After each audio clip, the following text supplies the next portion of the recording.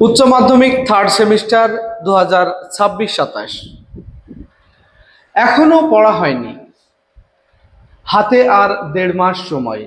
কি করব? এটা আমার কথা নয়, তোমরা অনেকেই আমাকে কমেন্ট করে বলেছো যে স্যার, দেখতে দেখতে সময় পেরিয়ে গেল কিন্তু এখনো পড়া হয়নি, হাতে আর 1.5 মাস সময়, এখন কি করব? হ্যাঁ, তার জন্যই আমি চলে এসেছি পিজিএম এর সুপারিশ নিয়ে, অর্থাৎ পল্লীগ্রামের মাস্টার এর সুপারিশ। আমাদের পল্লীগ্রামের মাস্টার এই চ্যানেল থেকে তোমাদের সুপারিশ করবে তোমরা কি করবে এই সময়কালে, তোমাদের আর কি করণীয়। এখনো কি সময় আছে আমাদের ভালো রেজাল্ট করা সম্ভব? অবশ্যই সম্ভব। তোমাদের 1.5 মাস সময় মানে এখনো ভালো রেজাল্ট করার সময় আছে।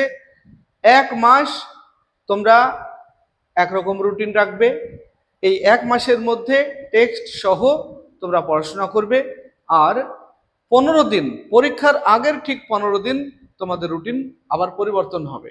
তো চলো সুপারিশগুলি কি রয়েছে একবার দেখে নিই। দেখো, এখানে আমরা কিছু সুপারিশ লিখে রেখেছি, তোমাদের সুপারিশগুলি দেখাবো। আমাদের পল্লীগ্রামের মাস্টার এই চ্যানেল থেকে ছাত্রছাত্রীদের সুপারিশ, আর 1.5 মাস সময় বাকি, এখনো পড়া হয়নি, কি করব? সঠিক পরিকল্পনা ও নিয়মিত পড়াশোনাই সফলতার চাবিকাঠি। তোমাকে পরিকল্পনাটা করতে হবে 1.5 মাসের মতো। এই মুহূর্তে আর টেক্সট বই খুঁটিয়ে পড়ার সময় নেই। তাহলে আমরা কি কি করব? চলো পয়েন্টে পয়েন্টে আমরা বুঝে নেব। প্রথমেই, ভয় পাবে না। ভয় পাওয়ার কিছু নেই, মনে জোর রাখো, আমি পারবো, এখনো পারবো। হ্যাঁ, তবে একটু পরিশ্রম বেশি করতে হবে, কারণ অনেক ফাঁকি দিয়েছো। আর 1.5 মাস সময়, এই 1.5 মাসে একটু কষ্ট করতে হবে, একটু বেশি পড়তে হবে। দেখো, 1.5 মাস সময় কম হলেও একেবারে শেষ হয়ে যায়নি। পরিকল্পনা করে পড়লে ভালো ফল করা সম্ভব। এখনো সময় শেষ হয়ে যায়নি, তবে ধীরে ধীরে সময় ফুরিয়ে যাচ্ছে। যত সময় যাচ্ছে পরীক্ষা ততই কাছে চলে আসছে, আর তোমাদের মনের ভিতরে ভয় ততই বাড়ছে। মনে সাহস ধরো, প্রথমেই ভয় পাবে না। সিলেবাসকে ভাগ করে নাও, প্রতিটি বিষয়কে ছোট ছোট অংশে ভাগ করো, প্রতিদিন নির্দিষ্ট লক্ষ্য ঠিক করো। তোমরা সিলেবাসের আর খুঁটিয়ে পড়ার সময় নেই। এখন কি করবে? তোমাদের সিলেবাসের যে অধ্যায়গুলি থেকে বেশি প্রশ্ন আসবে, এখন সেই অধ্যায়গুলিকে বেশি গুরুত্ব দিতে হবে।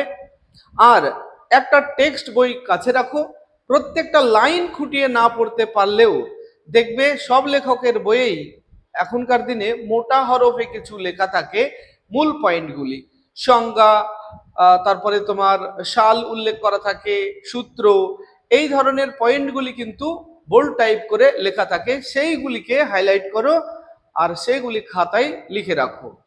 চলো, প্রতিটি বিষয়কে ছোট ছোট অংশে ভাগ করে নাও, আর প্রতিদিন নির্দিষ্ট লক্ষ্য ঠিক করো। এরপর দেখো, গুরুত্বপূর্ণ অধ্যায় আগে পড়ো, মানে যে অধ্যায়গুলিতে বেশি প্রশ্ন আসবে তোমাকে সিলেবাসটা দেখে নিতে হবে। শুধু পড়ে গেলেই হবে না, একটু বুদ্ধি খাটিয়ে পড়তে হবে। বুদ্ধি কিভাবে খাটাবে? সিলেবাসটা দেখবে আর কোশ্চিন প্যাটার্ন দেখবে, কোন অধ্যায় থেকে কত মার্কের করে প্রশ্ন আসবে পরীক্ষায়। তোমাদের ফাইনাল পরীক্ষায় অবশ্যই কোশ্চিন প্যাটার্ন মেনে প্রশ্ন হবে। যে অধ্যায় থেকে বেশি প্রশ্ন হবে সেই অধ্যায়টাকে আমরা বেশি গুরুত্ব দেব। তুলনামূলক কম প্রশ্ন আসবে সেই অধ্যায়গুলিকে আমরা পরে পড়ব। আগে পড়ব যে অধ্যায়গুলি বেশি প্রশ্ন আসবে। প্রতিদিন বেশি নম্বর আসে এমন অধ্যায় আগে শেষ করো, কম গুরুত্বপূর্ণ অংশ পরে পড়ো। সময় পেলে পড়বে, না হলে পড়বে না। আমাদের ফুল মার্কস পেতেই হবে। এই সময়কালে এখনো তুমি পড়োনি, আর এই সময়কাল থেকে পড়ে তুমি পশ্চিমবঙ্গে রেকর্ড করবে, এটা হবে না। যারা পশ্চিমবঙ্গে রেকর্ড করবে তারা আগে থেকেই দৌড় প্রতিযোগিতা শুরু করে দিয়েছে, মানে তাদের সিলেবাস কমপ্লিট হয়ে গেছে, এখন তারা শুধু রিভিশন করছে, আর তুমি এখনো শুরুই করনি, তাই 1.5 মাস সময় নিয়ে পড়ে পশ্চিমবঙ্গে আমি রেকর্ড করব, এটা হবে না। এখনো ভালো রেজাল্ট করা সম্ভব, এটুকু বলতে পারি। তাহলে প্রতিদিন নির্দিষ্ট সময়সূচি বানাও।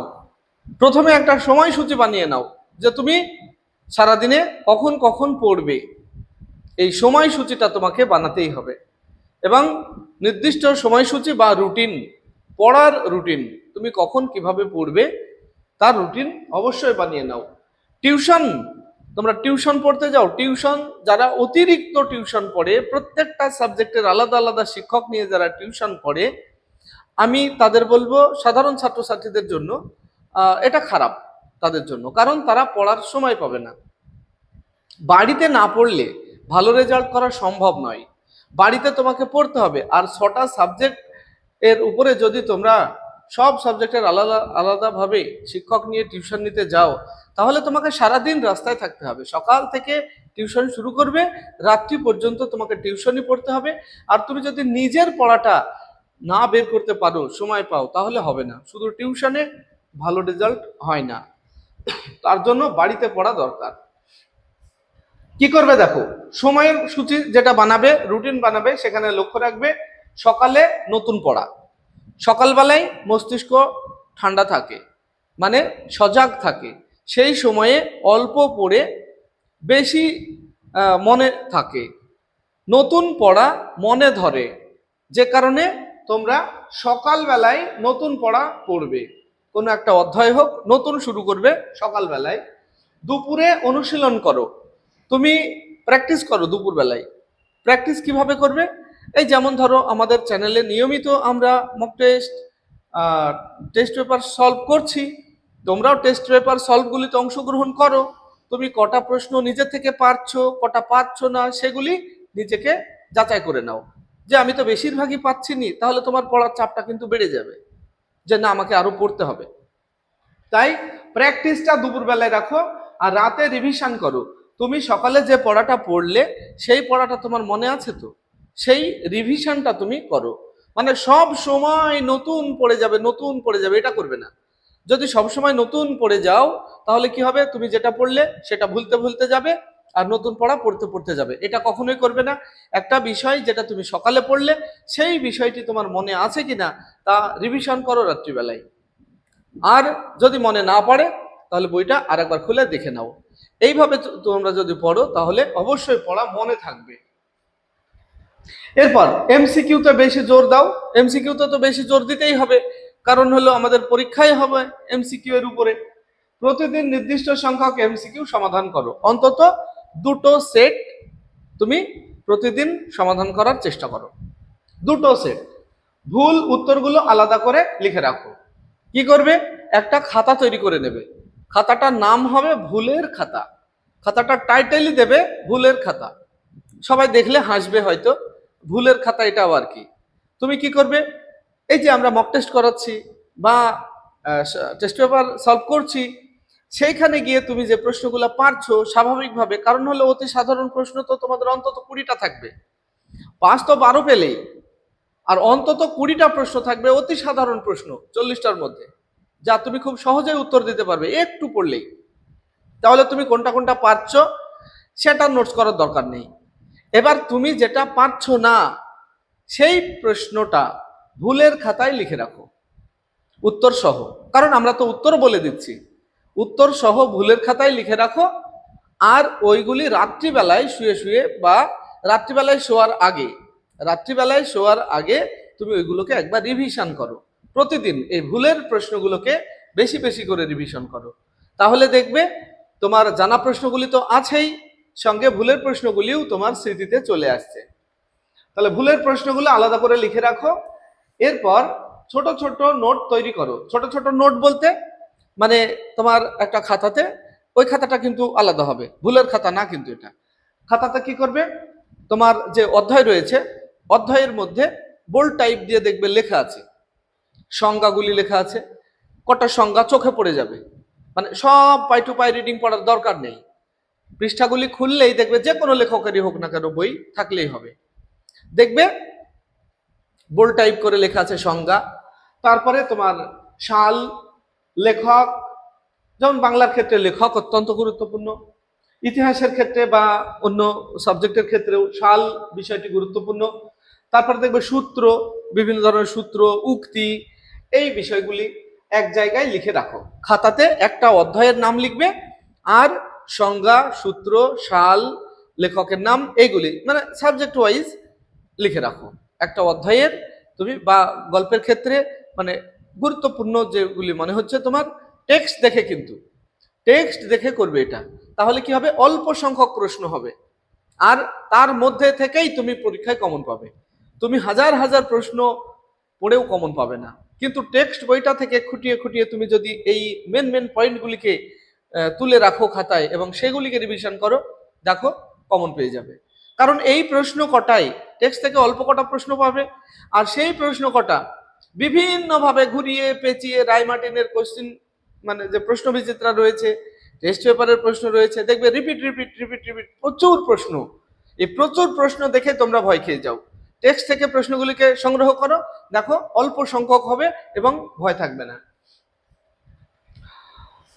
তাহলে সূত্রগুলি এক জায়গায় লিখে রাখো, শেষ মুহূর্তে এগুলোই কাজে লাগবে। পরীক্ষা দিতে যাওয়ার আগে পর্যন্ত এই খাতাগুলিকে রিভিশন করবে, তাহলে দেখবে আর তখন বইটা তোমাকে রিভিশন করতে হবে না। এখন থেকে 30 দিনের মধ্যে এই কাজগুলিকে কমপ্লিট করো। এখনো তো মোটামুটি 1.5 মাস সময় আছে। 1.5 মাসের মধ্যে 15 দিন রাখো।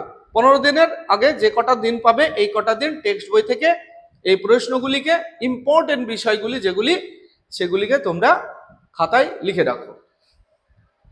এরপর প্রতিদিন আগের পড়া রিভিশন করো। এটা রাত্রিবেলায় শোয়ার আগে রিভিশনগুলি করবে। শুধু নতুন পড়লে হবে না, অন্তত 30 থেকে 60 মিনিট পুরনো পড়া ঝালিয়ে নাও। মানে পুরনো পড়াগুলি অবশ্যই মনে পড়ছে কিনা সেটা লক্ষ্য করো। রাত্রিবেলাটায় সবসময় রিভিশনের দিকে যাবে, সকালবেলায় নতুন পড়া পড়বে 1 মাস, আর দুপুরবেলায় ওই নোটসগুলি লেখালেখি করবে। এরপর দেখো, মডেল প্রশ্ন ও টেস্ট পেপার সমাধান করো। সময় ধরে পরীক্ষা দেওয়ার অভ্যাস করো। তোমার টেস্ট পেপারের একটা সেট তুমি কত মিনিটের মধ্যে, মানে ওএমআর শিট নিয়ে নেবে একটা। ওএমআর শিট তো নিশ্চয়ই পেয়েছো তোমরা, সবার কাছে আশা করি আছে, নাহলে জেরক্স সেন্টারে গেলে পেয়ে যাবে। দেখবে কিছু ওএমআর শিট জেরক্স করে নিয়ে আসবে। এরপর তুমি প্র্যাকটিস করবে কিভাবে, একটা টেস্ট পেপারের সেট নিয়ে নিলে বা একটা মডেল সেট নিয়ে নিলে। এবার তুমি 1 ঘন্টার মধ্যে ওই যে তোমাকে গোল গোল করতে হবে, সেই গোলগুলি করতে পারছো কি না সেটা লক্ষ্য করো। অনেক সময় দেখা যায় যে তোমাদের ওই উত্তর হয়তো টিক মারা হলে খুব সহজ হয়, কিন্তু টিক মারা না, খুব সাবধানে তোমাদের ওই সার্কেলগুলি ভরাট করতে হবে। এই সার্কেলগুলি ভরাট করতে গিয়ে অনেকটাই ভয়ে ভয়ে তোমরা দেরি করে ফেলো। তো যে কারণে তুমি 1 ঘন্টা 30 মিনিটের মধ্যে তুমি সেটা শেষ করতে পারছো কিনা এটা অবশ্যই আগে থেকে প্র্যাকটিস করে নেবে। না হলে পরীক্ষার হলে গিয়ে দেখবে 20টা বা 25টা প্রশ্ন উত্তর লিখতে লিখতেই তোমার সময় ফুরিয়ে যাবে। তখন 10-15টা প্রশ্নের উত্তর জানা প্রশ্ন ছেড়ে দিয়ে আসতে হবে। যে কারণে অভ্যাসটা আগে থেকেই তৈরি করে নাও, পরীক্ষা দেওয়ার অভ্যাস। তাহলে আমরা দেখলাম মডেল প্রশ্ন, টেস্ট পেপার সমাধান করো, সময় ধরে পরীক্ষা দেওয়ার অভ্যাস করো, কোথায় ভুল হচ্ছে তা বিশ্লেষণ করো। যে প্রশ্নগুলি ভুল বললাম, ভুলের খাতায় লিখে রাখো এবং সেগুলি নিয়ে বিশ্লেষণ করো, সেগুলি বারবার রিভিশন করো। মোবাইল ও সোশ্যাল মিডিয়া নিয়ন্ত্রণে রাখো। এখন তোমাদের মোবাইল আর এই যে সোশ্যাল মিডিয়া স্ক্রোল করাটা বন্ধ করতে হবে। তোমাদের মোবাইলে সময়টা অতিরিক্ত নষ্ট হয়। 1.5 মাস, এই 1.5 মাস সময় অন্তত মোবাইলটাকে কন্ট্রোলে রাখো। অপ্রয়োজনীয় স্ক্রলিং বন্ধ করো। পড়ার সময় ফোন সাইলেন্ট রাখো। কেউ ফোন করলেও জানো তোমার রিং না বাজে, মানে তুমি পড়ার এখানে কি তোমার মনোযোগে ডিস্টার্ব হবে, মনোযোগ বিচ্ছিন্ন হবে পড়া থেকে। তুমি একটা পড়ছো, মনোযোগ দিয়ে পড়ছো, সেই সময় রিং এলো বা নোটিফিকেশন এলো, তাতে কি হবে, তোমার মনোযোগ বিচ্ছিন্ন হবে, যে কারণে পড়ায় ডিস্টার্ব হবে। এরপর কি করবে,